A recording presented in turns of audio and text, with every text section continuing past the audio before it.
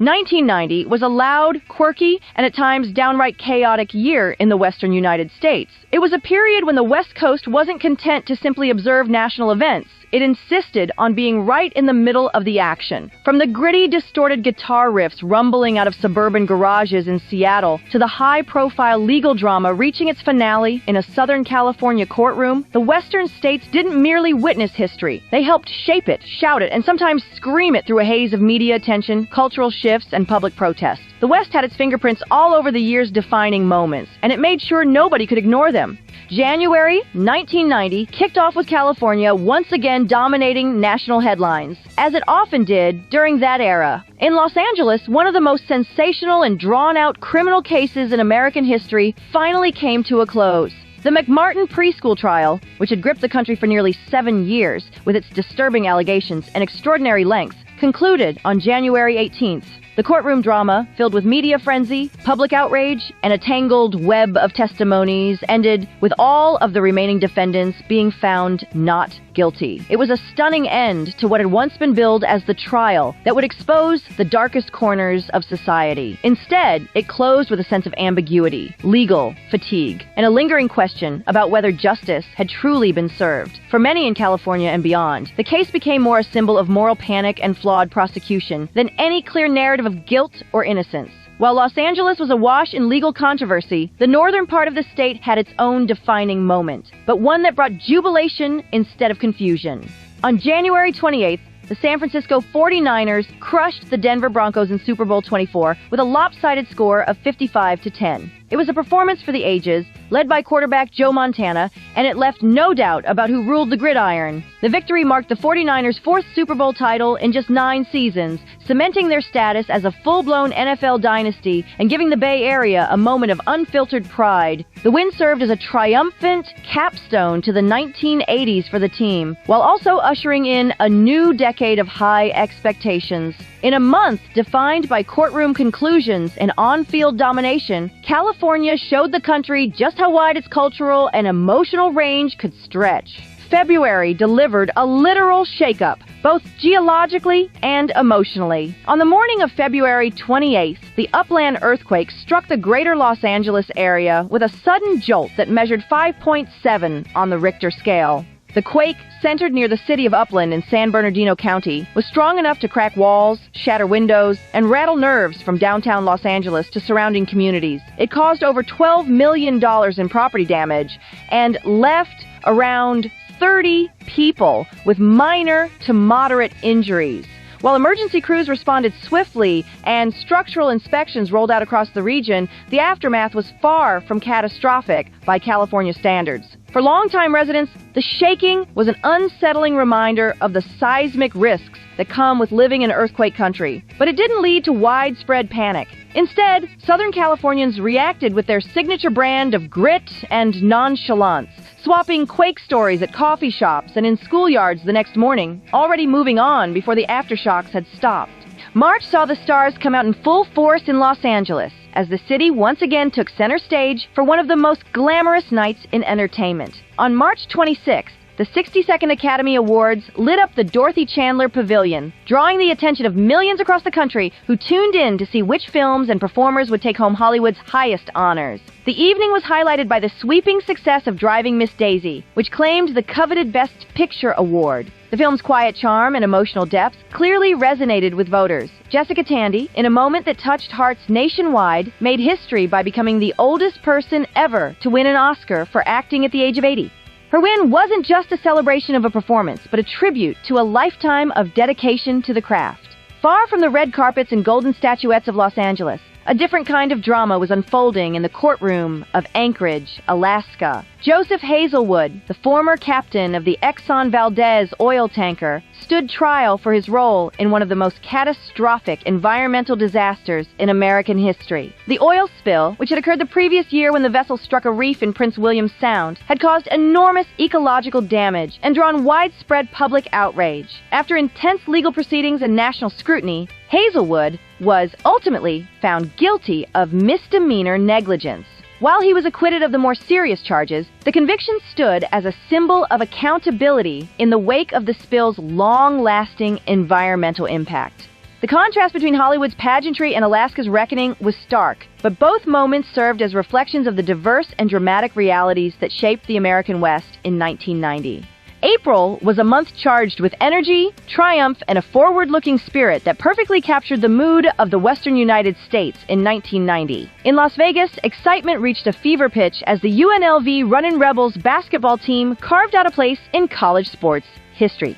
Their dominant performance throughout the NCAA tournament led to a breathtaking victory over the Duke Blue Devils on April 2nd. It wasn't just a win, it was a rout, with UNLV crushing Duke in a 103-73 blowout that stunned the sports world and electrified the city. The Rebels, coached by the legendary Jerry Tarkanian, became national champions, earning Nevada its first major college basketball title and giving Las Vegas a new reason to celebrate beyond the casino floors and neon lights. Meanwhile, far above the Earth, another kind of achievement was unfolding, this one aimed at the stars. On April 24th, the Space Shuttle Discovery lifted off from Kennedy Space Center and successfully deployed the Hubble Space Telescope into orbit. This moment marked the beginning of an unprecedented era in space exploration and astronomy. Although launched from Florida, the Hubble project had deep ties to the western United States, with significant contributions coming from scientists and engineers based in California. Institutions like NASA's Jet Propulsion Laboratory in Pasadena and other aerospace centers up and down the coast played crucial roles in designing and assembling the telescope's complex systems. For science enthusiasts, stargazers, and curious minds everywhere, this launch wasn't just a technical milestone. It was a moment of awe and inspiration. April, in more ways than one, was a month when the West looked up, dreamed big, and made history. May brought with it a mix of cultural milestones, technological leaps, and moments of deep emotional loss.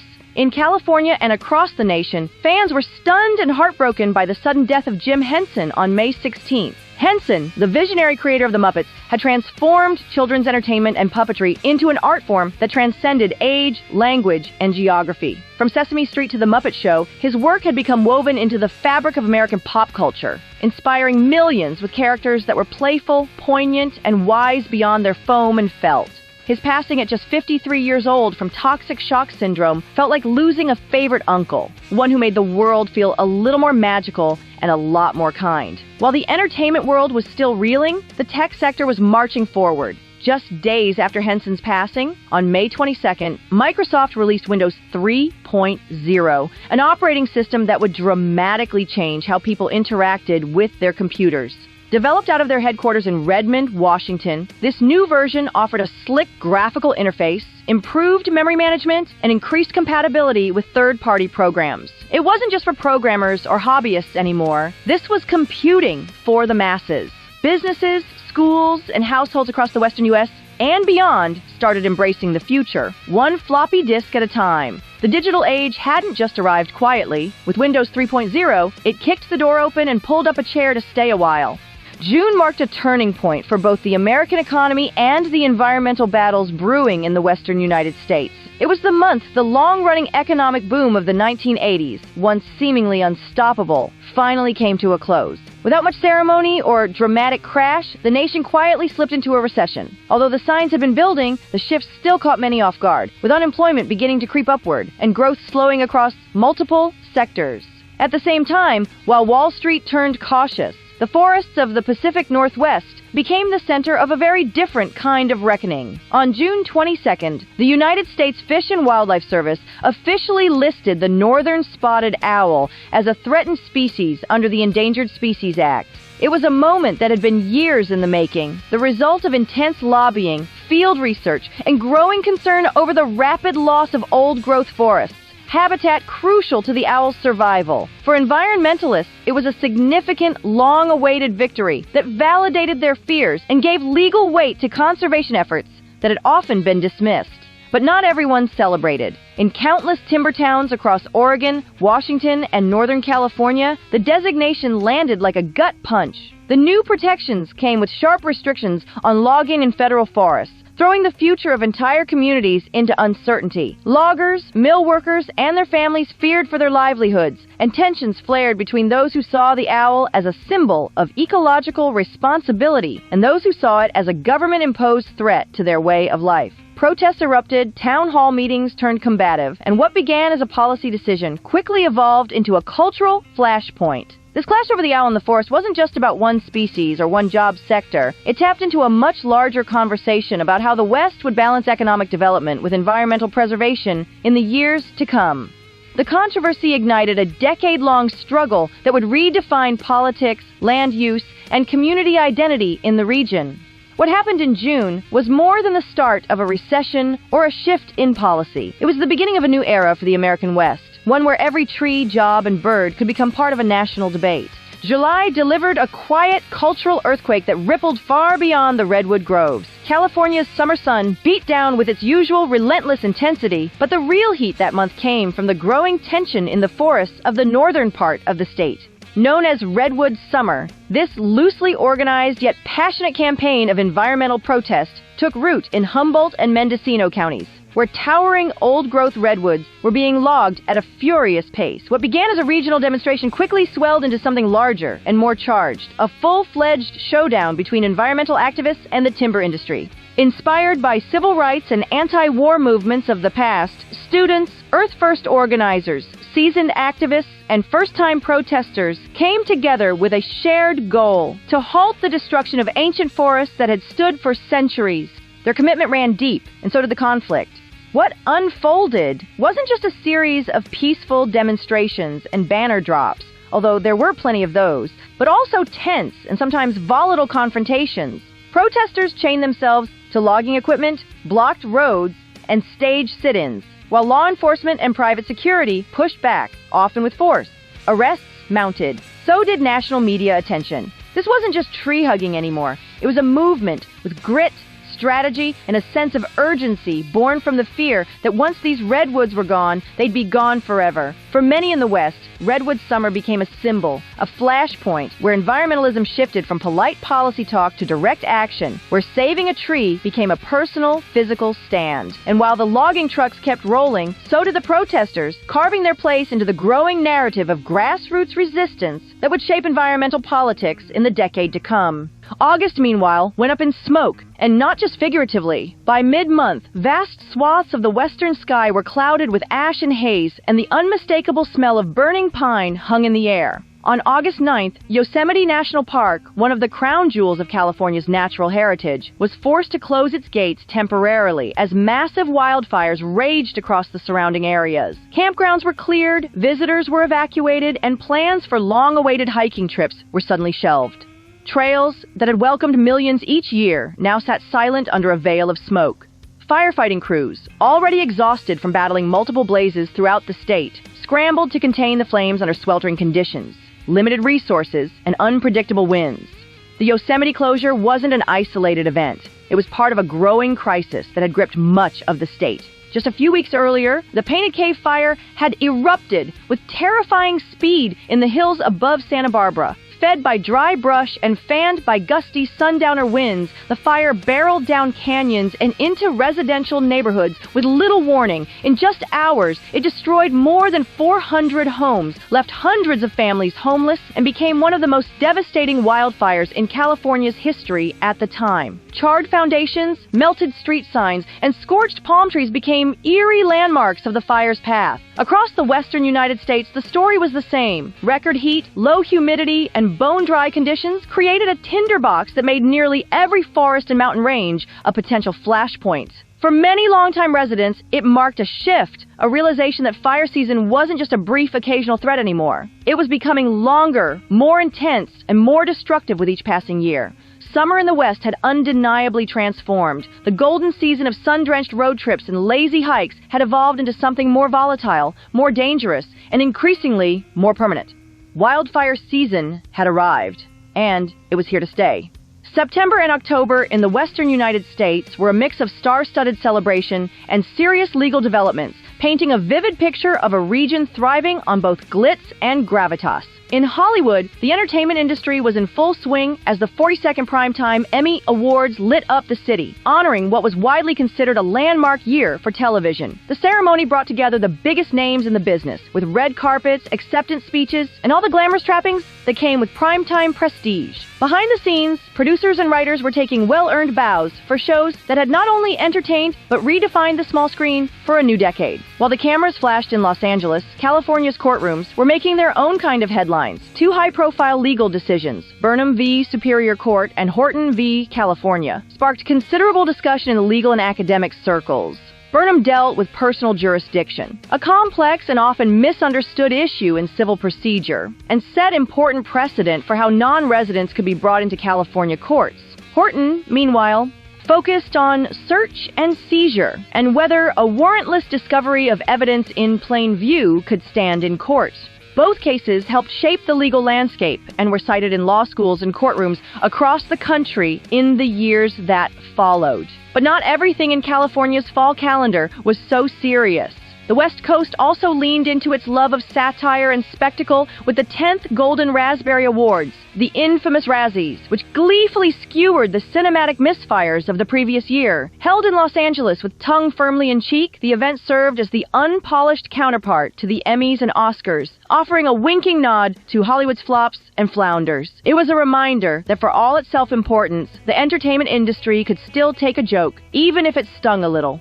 In November, the Western United States found itself at the crossroads of nostalgia and innovation, blending familiar favorites with groundbreaking new ideas. On November 16th, Disney rolled out its very first animated sequel, The Rescuers Down Under, a follow-up to the 1977 classic. While the film didn't break records at the box office, its significance reached far beyond ticket sales. This was the first animated feature to be produced entirely using digital methods, a major technical milestone that quietly marked the beginning of a new era for animation. Developed with cutting-edge software and hardware in Disney's Burbank studios, the film set the stage for what would soon become the industry standard. It wasn't just a sequel, it was a signal of where animation was heading, even if audiences weren't quite ready to recognize it at the time. That same month, Los Angeles took center stage as a hub for music and pop culture, hosting two of the industry's biggest celebrations. The MTV Video Music Awards and the Billboard Music Awards both made their way west, drawing crowds of celebrities, artists, and fans into the heart of Hollywood. From red carpets to after parties, LA buzzed with energy, glitz, and the flash of cameras, reaffirming its status as the epicenter of entertainment. The presence of these national award shows in Southern California wasn't just about honoring top talent. It was a symbolic nod to the West Coast's growing influence over music, fashion, and media. And December rounded out the year with a mix of sports triumphs, wintry landscapes, and a touch of cinematic suspense. On December 1st, Brigham Young University's star quarterback Ty Detmer was awarded the prestigious Heisman Trophy, cementing his place in college football history and bringing national attention to Provo, Utah. Detmer's win was more than just a personal achievement. It was a moment of pride for the Mountain West and a reminder that powerhouse talent could emerge from beyond the traditional sports strongholds. Meanwhile, as snow blanketed the region and the holiday season unfolded, moviegoers got a final dose of drama when The Godfather Part 3 hit theaters on Christmas Day. The long-anticipated sequel, released 16 years after the second installment, drew fans back into the world of the Corleone family, with several key scenes filmed around Lake Tahoe. The snowy backdrop of the Sierra Nevada lent the film a cold, brooding atmosphere, perfectly capturing the end-of-year mood, quiet, reflective, and tinged with the sense that something larger was shifting, both on-screen and off. Elsewhere across the West in 1990, major shifts were unfolding that hinted at deeper changes brewing just beneath the surface. In Oregon, long-standing tensions between environmental preservation and urban development came to a head. Political leaders, activists, and everyday citizens found themselves debating the direction of the state's growth and the preservation of its natural beauty. Across the border in Washington, a legislative milestone reshaped how communities would expand and evolve. The Washington State Growth Management Act, passed that year, introduced sweeping reforms in land use planning. It required cities and counties to develop long-term strategies for managing growth in a way that balanced development with the protection of critical environmental areas and farmland. The act wasn't just paperwork. It signaled a cultural shift in how residents of the Pacific Northwest viewed progress, sustainability, and the legacy that they would leave behind. Meanwhile, down in Nevada, the lights of Las Vegas burned as brightly as ever, undeterred by recession worries or policy debates. The World Series of Poker drew crowds from across the globe, cementing Vegas's place not only as a mecca for gambling, but as a stage for high-stakes legends. Poker champions and hopefuls alike gathered in smoky rooms under gaudy chandeliers where fortunes could change with a single hand. The competition captured the essence of Nevada in the 90s. Part spectacle, part grit, and always larger than life. Farther west, in the middle of the Pacific, nature was rewriting the map. On Hawaii's Big Island, the village of Kaimu lost one of its most cherished landmarks, the iconic black sand beach that had drawn visitors and locals for generations. Kilauea volcano, which had been steadily active for years, unleashed a powerful and relentless flow of lava that swallowed the coastline. Homes, roads, and that shimmering crescent of black sand disappeared beneath molten rock. It was a dramatic and sobering reminder that the earth beneath our feet is always shifting. And in Hawaii, that transformation is not just metaphorical, but very real and visible. From the basketball courts of Las Vegas, where the UNLV Runnin' Rebels electrified fans and made history, to the charred hillsides of Santa Barbara, where fire crews battled the painted cave fire through smoke and heat, the West in 1990 was a landscape of extremes and contrasts. It was a year of big headlines and quiet revolutions, of celebrity and activism, of natural beauty and natural disaster. The decade had only just begun, but out west, where ambition and disruption often go hand in hand, the future wasn't waiting. It had already taken root, in courtrooms, on campuses, in protest lines, and even beneath lava flows, shaping the American West into a place where change wasn't coming. It was already here. Come along, let's sing, where the joy will bring. Tune into the beat, feel the magic, it's true. Channel 1 9 on X, we're here just for you.